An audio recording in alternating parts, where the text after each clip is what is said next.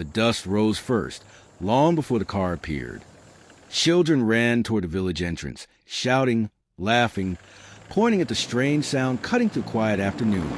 Women abandoned their grinding stones. Men shaded their eyes.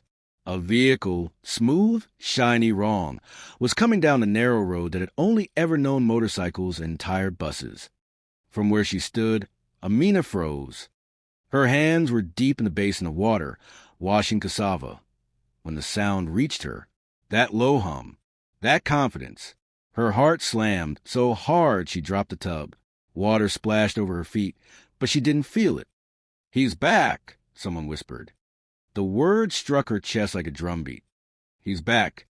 Amina's breath caught. Her fingers trembled as she wiped them on her wrapper. For a moment, she couldn't move.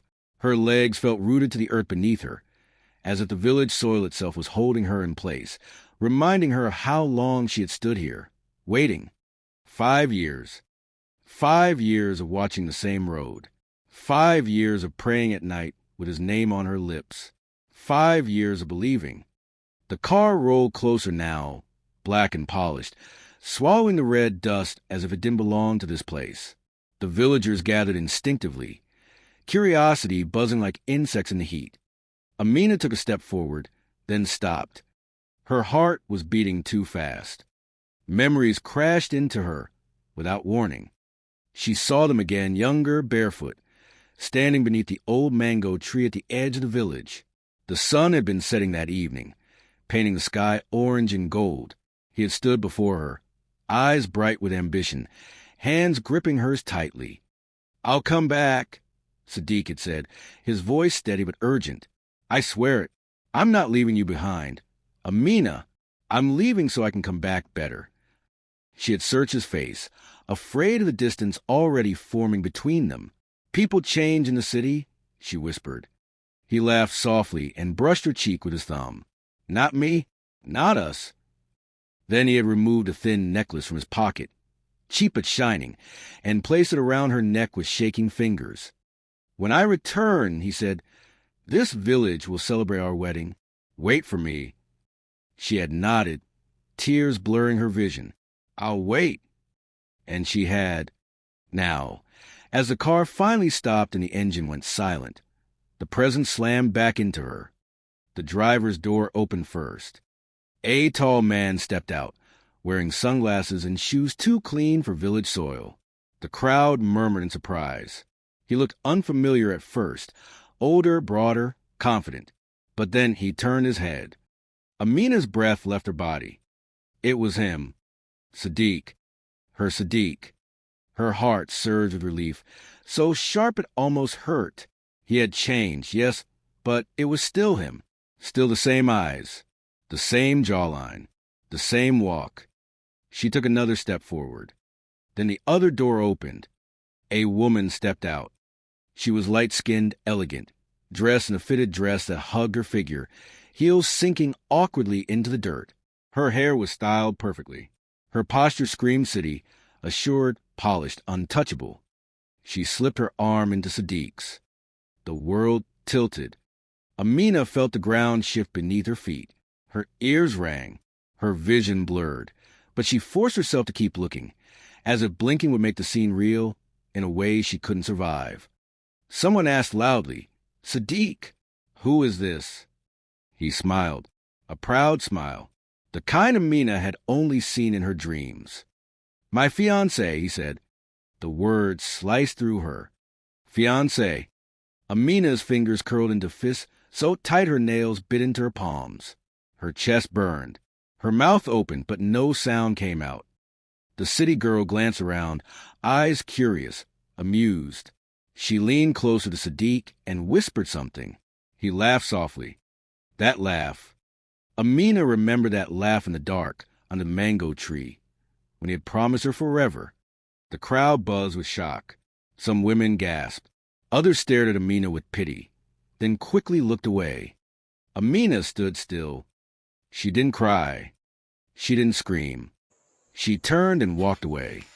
Behind her, the village erupted into noise, but it sounded distant, muffled, like she was underwater. Her legs carried her without instruction. down the narrow path she knew by heart, past mud houses, past familiar faces that avoided her eyes. Her chest felt hollow. By the time she reached the mango tree, the sun was dipping low again, just like it had 5 years ago. She sank to the ground, back against the rough trunk, and finally let the tears fall. "I waited," she whispered to no one. "I waited for you." She clutched the necklace beneath her blouse, fingers shaking. In the city, Sadiq stood surrounded by praise and questions, but his eyes kept drifting toward the path Amina had taken. He saw her walk away. Something twisted in his chest. That night, long after the village settled into uneasy sleep, he found himself walking without knowing why. His feet carried him through the dark, past the houses, past the murmuring crickets, until he stood before the mango tree. Amina was still there. She looked up when she heard footsteps. For a moment, neither of them spoke. Then she broke the silence, her voice calm in a way that terrified him. "So," she said softly, "you came back?" Sadiq stopped a few steps away from her. The mango tree loomed above them, its leaves rustling softly in the night breeze, as if it were listening. "Amina," he said, her name trembling on his tongue. She didn't stand. She didn't bow her head. She simply looked at him, really looked at him, as though she were seeing a stranger wearing the face of the man she loved. "You came back," she repeated, "but not the way you promised." He swallowed. "I didn't plan for this to happen like this." She let out a small, humorless laugh. "Did you plan to come back at all?" His silence answered her. Anger flickered in her eyes, brief but sharp. 5 years, Sadiq. 5 years I waited. Do you know how long that is when every day feels like a question with no answer? He took a step closer. "Amina, please." "Don't," she cut in. "Don't use my name like that. You lost the right." His shoulders sagged. "I didn't forget you." She tilted her head. "Then why did you stop writing?" "I was busy," he said quickly. "The city is not easy. I struggled. I worked day and night. Sometimes I slept hungry. I told myself once I succeeded, I would come back for you." "And when did success arrive?" she asked quietly. He hesitated. "Things changed." Her lips pressed together. Things always change when people stop remembering where they started. He ran a hand through his hair, frustration rising. "You don't understand the pressure, the expectations, the people I met." "The woman you brought home?" she asked. His eyes flickered. "Zara is not the reason I left you behind." Amina stood then, slowly, as if her body needed time to catch up with her heart. "But she is the proof that you did." Her voice didn't shake. That scared him more than if she had screamed. "I loved you," she said. "Not the man you wanted to become. The man you were." "I still care about you," he insisted. She stepped closer now, close enough that he could see the tears glistening in her eyes. "Care," she repeated. "Care is not what keeps a woman waiting while the world moves on without her." Her words burned. From across the village, laughter drifted faintly, Zara's voice among it. Sadiq flinched. "She doesn't know," he said suddenly. "About us?" Amina stared at him in disbelief. "You brought her here, to my village, and she doesn't know—" "I didn't know how to explain," he said. "How do you explain a past you're trying to bury?" Her chest tightened. "So I became something to hide." He reached for her hand. She pulled away. "Don't touch me," she said sharply. "I am not something you pick up when it's convenient." She reached into the fold of her wrapper and pulled out a small piece of folded paper, worn soft at the edges. His breath caught as he recognized it instantly. The letter. She unfolded it carefully, like something sacred. "You wrote this the night before you left," she said. "You said, 'Wait for me. I will return and make you my wife.' You signed it. You dated it." She held it out to him. His hands shook as he took it. The ink had faded, but the words were still there. His words. "I meant it then," he said hoarsely. "Then," she echoed. "What about now?" He couldn't answer. Tears slipped down her cheeks at last, silent but heavy. "Do you know what it feels like to defend a man who is not there?" To tell people he will come back when even you don't know if it's true. She wiped her face angrily. I turned down proposals. Sadiq, good men, men who stayed, because I believed you. Guilt crushed his chest. I never asked you to wait that long. She laughed bitterly. No, you just asked me to wait forever. The necklace caught the moonlight as she reached up and unclasped it from her neck. She placed it in his palm, closing his fingers around it. Take it, she said. I don't want reminders that hurt more than they heal. He stared at the necklace, his throat tight. Amina, please. I can explain everything to her. I can... She shook her head. You won't. How do you know? Because if you were brave enough to choose the truth, you wouldn't have brought her here like this. Her words landed hard. Footsteps approached. Zara's silhouette appeared at the edge of the clearing, her voice light but curious. Sadiq, there you are. I was wondering where you went. Amina stepped back instinctively, pain flaring anew as she saw them together. Zara smiled politely at Amina. Good evening. Amina returned the smile, though it hurt. Good evening. Zara turned to Sadiq. Is everything okay? He looked from one woman to the other, panic tightening his chest. Yes, just talking. Amina met Zara's eyes, searching her face for cruelty and finding none. That made it worse. I hope you enjoy the village, Amina said softly. It's small, but it remembers its people. Zara nodded, confused. It's beautiful. Yes, Amina agreed. It is... She turned and walked away again, this time without looking back. Sadiq called her name once. She didn't stop.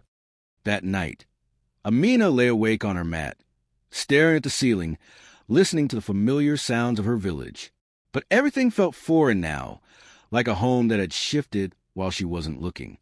And across the compound, Sadiq sat beside Zara, smiling when she spoke, laughing when he was expected to. But inside, the weight of the necklace in his pocket felt heavier than anything he had ever carried. Morning came without mercy. Amina woke before the sun, her eyes burning from a night without sleep. The village roosters crowed as usual, oblivious to the way her world had cracked open. She sat up slowly, pressing a hand to her chest as if to steady her heart. Today, everyone would talk. She stepped outside, drawing water from the well as women whispered behind her.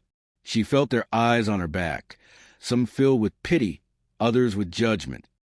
She waited too long, one murmured. If it were me, I would have married someone else, another said. Amina straightened her shoulders.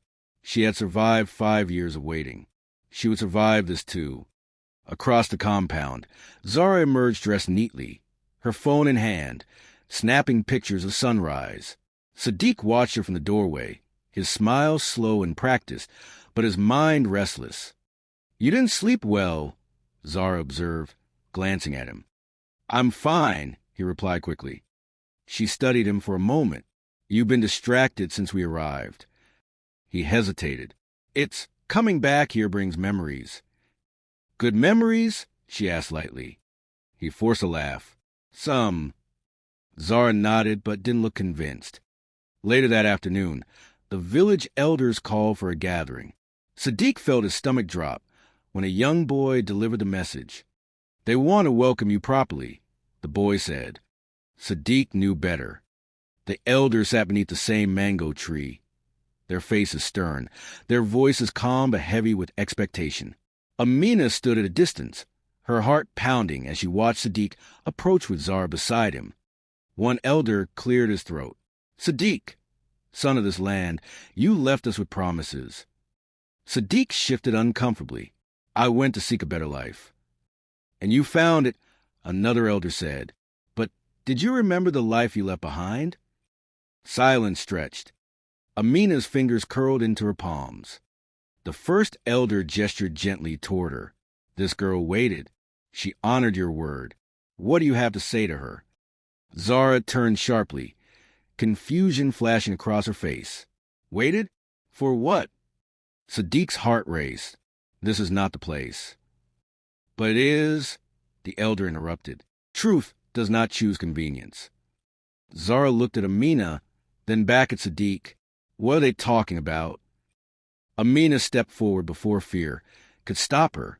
Her voice came out steadier than she expected. We were promised each other. Zara froze. Promise? Yes. Amina continued softly. Before he left, he asked me to wait. Zara's eyes widened as she turned to Sadiq. Is that true? Sadiq opened his mouth, then closed it again. The silence was answer enough. Zara's voice dropped. You told me you had no one. I told you I had no past worth mentioning, he said weakly. Her laugh was sharp, hurt cutting through it. So she was nothing? Amina shook her head. I was everything once. Zara's chest rose and fell rapidly. How long? 5 years, Amina replied. Zara staggered back a step. 5 years. She turned to Sadiq, anger blazing. You let me come here. You let me smile at her. I didn't want to hurt anyone, he said desperately. But you did, both women said at the same time. The elders watched in silence as the truth unraveled. Zara shook her head slowly. I left my own life for you. I believe in the man you showed me. Amina met her eyes. I believe in the man he used to be. Sadiq felt trapped between two truths, both accusing, both undeniable. Zara took a deep breath. Why didn't you tell me? Because I was afraid, he admitted. Afraid you'd leave. And her? Zara asked, were you afraid she'd stay? That question broke him. Zara turned to Amina. Did he ever stop loving you? Amina paused.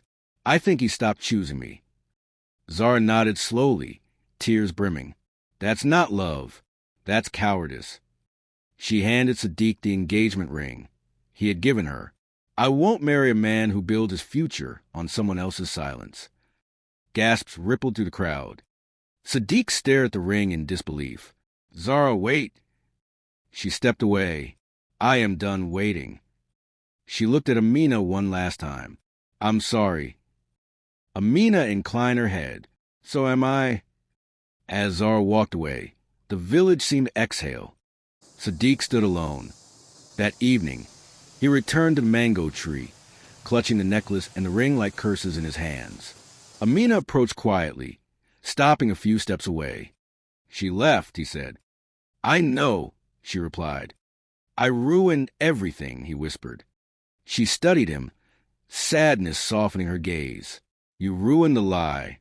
The truth did the rest. He sank to the ground. Is there any chance any at all? She shook her head gently. I love the boy who made promises here, not the man who forgot how to keep them. Tears slid down his face. I don't know who I am anymore. That, she said, is something you'll have to find out on your own. She turned and walked away, leaving him under the mango tree, finally alone with his choices. And for the first time in 5 years, Amina felt something shift inside her. Not pain, but freedom. The days that followed felt strangely quiet.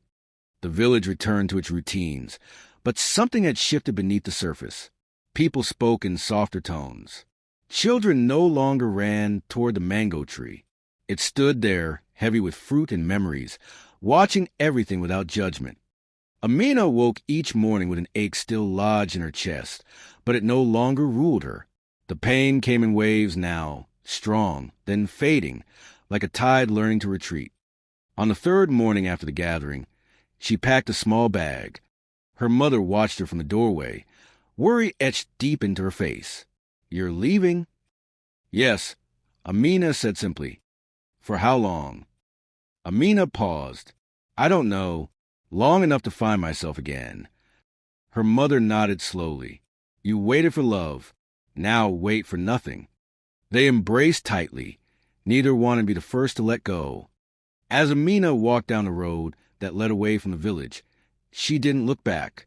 She felt lighter with every step, as if the earth itself were releasing her. Behind her, Sadiq remained. He wandered the village like a ghost, greeted politely but without warmth.